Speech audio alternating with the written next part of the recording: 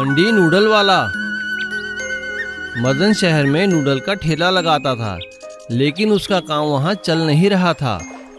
आजकल नूडल बेचने के इतने ठेले हो गए हैं, कोई मेरे पास नहीं आता।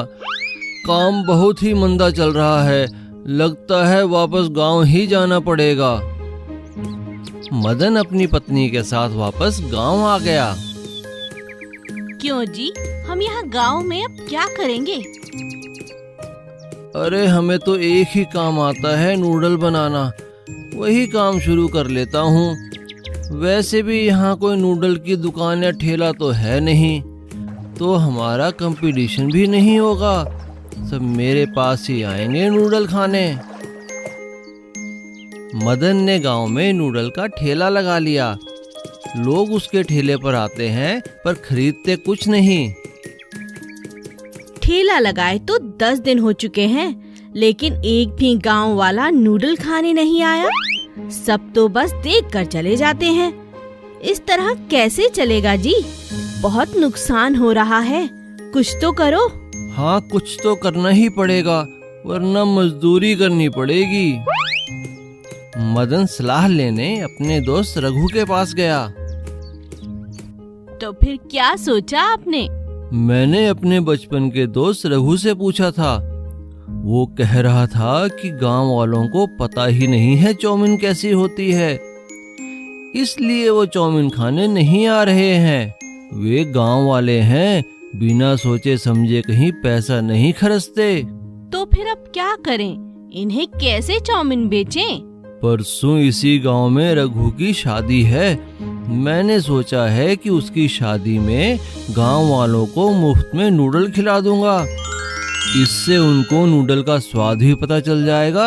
हो सकता है हमारा काम हो जाए। अरे वाह, ये तो बहुत अच्छा उपाय है। मदन ने ऐसा ही किया। रघु की शादी पर मदन ने सबको नूडल खिलाए।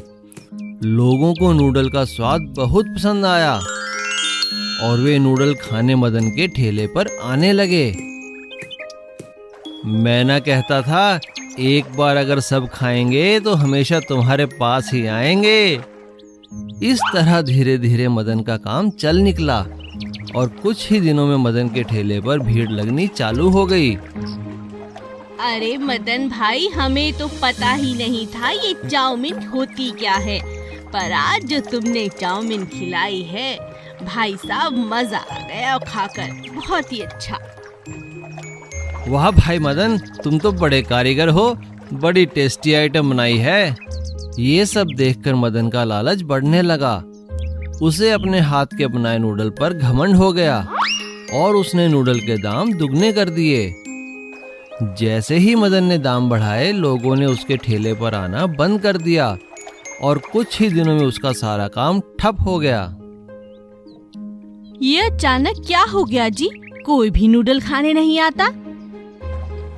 मदन, मैंने तो तुमसे पहले ही कहा था, गांव वाले हैं, सोच समझकर ही पैसा खर्चते हैं। अगर तुमने दाम कम नहीं किए तो वो नूडल खाने नहीं आएंगे। मदन का घमंड टूट चुका था, इसलिए उसने दाम कम कर दिए और सबसे अच्छे से बात भी करने लगा और धीरे धीरे उसका काम फिर से